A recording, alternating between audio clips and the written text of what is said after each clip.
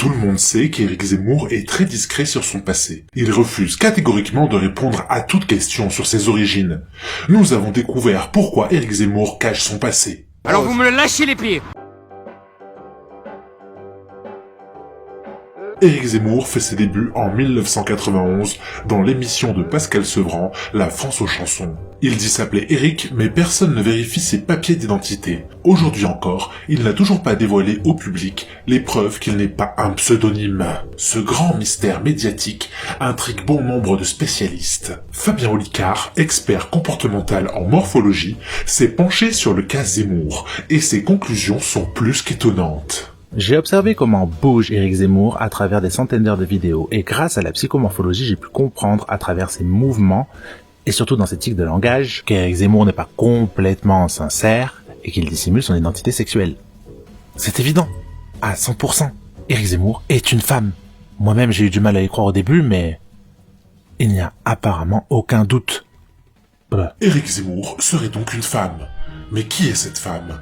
Après les révélations fracassantes de Fabien Olicard, une voix s'est fait entendre venue d'Algérie. Un homme a contacté les médias en déclarant savoir qui est réellement Éric Zemmour.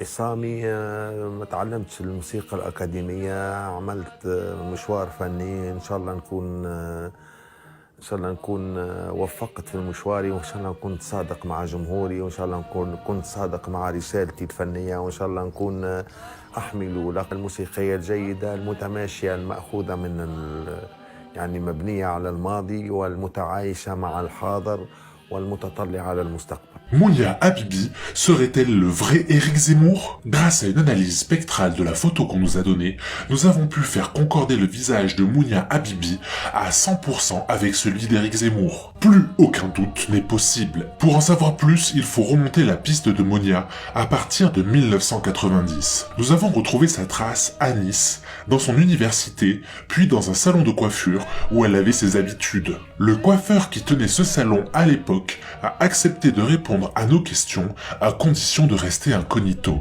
Elle voulait que je lui coupe les cheveux de plus en plus courts, et elle se confiait beaucoup.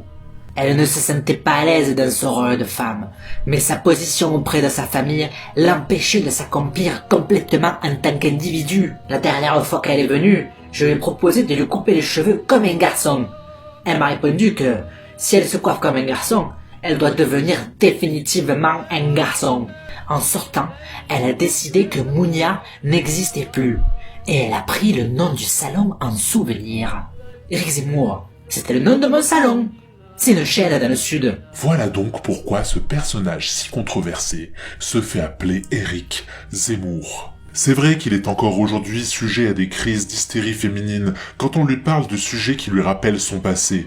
On peut lui pardonner quand on connaît le courage et l'abnégation dont il a dû faire preuve pour passer de Mounia la jeune fille à Éric, l'homme qu'il est aujourd'hui. Bravo pour ton passing, humble et serein.